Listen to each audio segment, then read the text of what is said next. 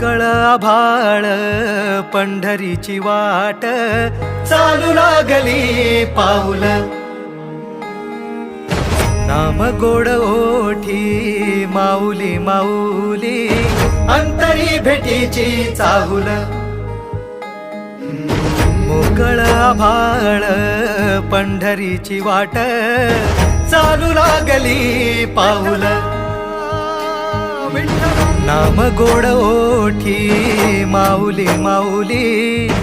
अंतरी भेटीची चाहुल